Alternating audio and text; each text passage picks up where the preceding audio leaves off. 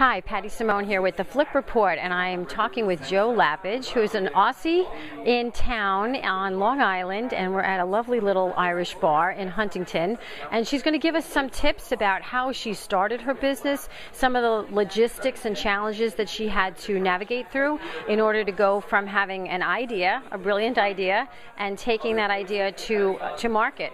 Hello, my name's Jo Lapidge and I'm the inventor of a product called the Litter Kwitter cat toilet training system. The Litter Kwitter is a system that's designed to teach a cat to use a human toilet in 3 easy steps and 8 weeks.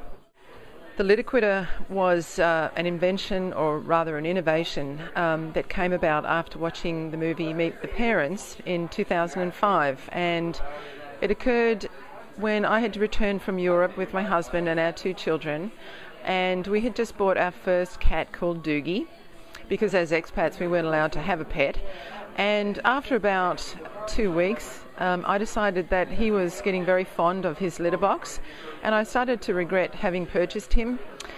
Our girlfriend said to me, look, you know, you can't take him back, let's just go and see a movie. And really, as I said, the movie Meet the Parents was the eureka moment.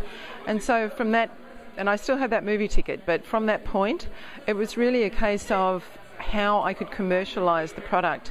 And here we are today in America and Europe, Asia, selling our product through key distributors and major retailers, and very successfully. If you have an invention or an innovation, I can tell you personally that the road to commercialization is a very rocky one. You do need to have your IP in place. That's the first and most important thing. Make sure you have your IP in place. Don't tell anybody what you're doing. Have a look at ways you can get funding for your innovation. Research the market that you want to do the business in. I would recommend that you start in your own backyard and then grow from there. Then you've cut your teeth locally, and then you're ready to export or import, whatever the case may be.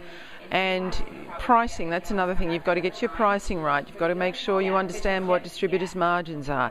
You need to understand what retailers' margins are and how it all works.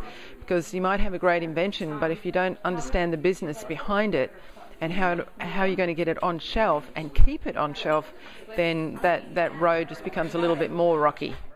I think if you are looking to export your product, once you have your product established, and look, I'm talking about a product that's got a barcode, it's got a gift box, you know, you've got everything in place, and now you're selling it in your own backyard, and now you're thinking, I could sell this to another country. Then you need to understand, well, I need to have the product translated, which is the next spoken language. You need to find out that kind of thing. So which country are you going to sell to? Which is your target market going to be?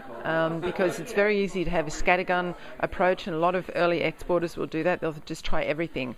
But the reality is to focus on one key market and do it well and do it right.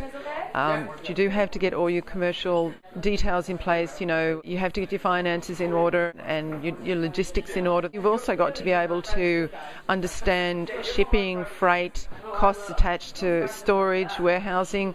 It's not just about the product. I mean, you know, that's the fun part. The hard part is actually the distribution. For us, for our plans with Litter Kwitter is to continue to consolidate our distribution in the United States and in Europe, particularly.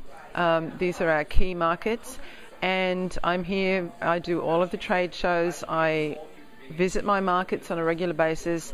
I talk with my buyers. I'm always thinking, what can we do? How can we do it better? Ask questions. I'm always asking questions. What can we do to help sell the product?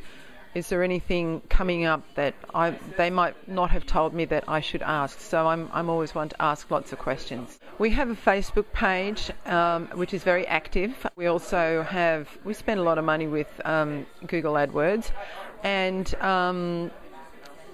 It's interesting. The social media is it's a very positive thing.